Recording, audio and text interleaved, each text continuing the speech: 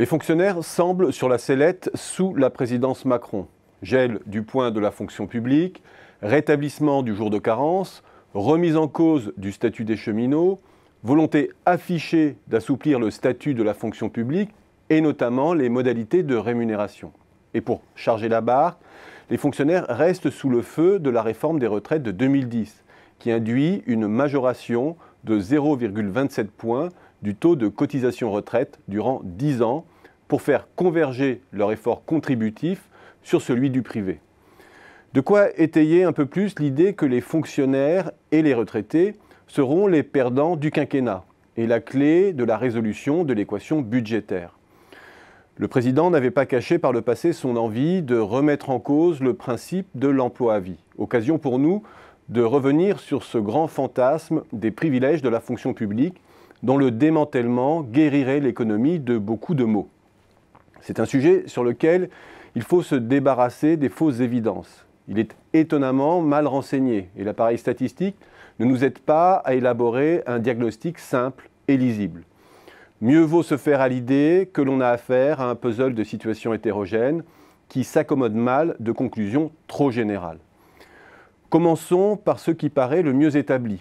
Avec la crise, le pouvoir d'achat des fonctionnaires a plutôt plus souffert que celui des salariés du privé. Le gel du point de la fonction publique de 2010 à 2016 a contribué à ce résultat et les deux majorations préélectorales de 0,6% en juillet 2016 et février 2017 n'ont pas compensé le manque à gagner. Ce dernier n'a néanmoins pas plongé dans le rouge. Il a progressé un peu grâce essentiellement à ce que l'on appelle le glissement vieillesse-technicité, le GVT, l'évolution des carrières pour faire court, et à la faveur d'une inflation très faible. Pour se faire une idée sommaire, deux indicateurs peuvent être mobilisés.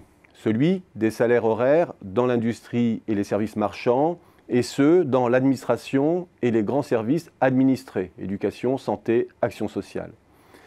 Les premiers ont progressé de 19% entre le premier trimestre 2009 et le troisième trimestre 2017. Les seconds de 14,8%. 4,2 points d'écart en cumulé, ce n'est pas rien. Les prix à la consommation, eux, sur la même période, ont augmenté de 8,8%.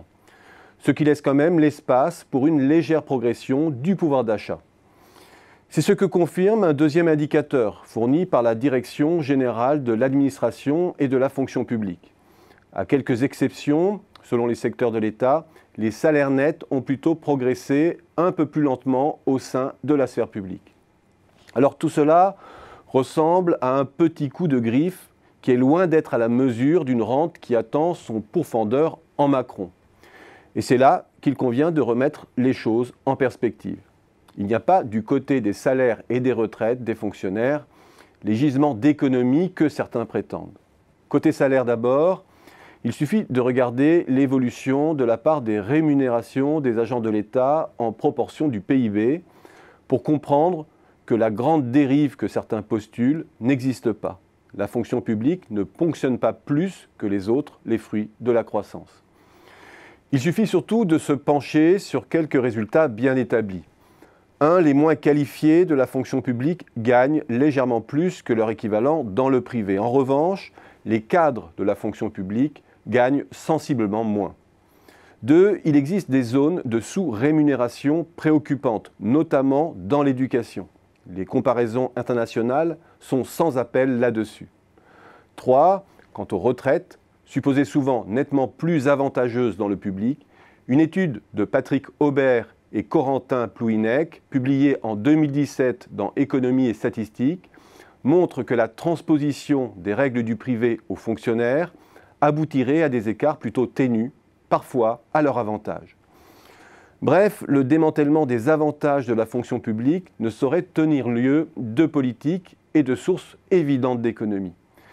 C'est sûrement ce qui explique qu'après quelques effets d'annonce, le gouvernement avance avec plus de doigté sur la question.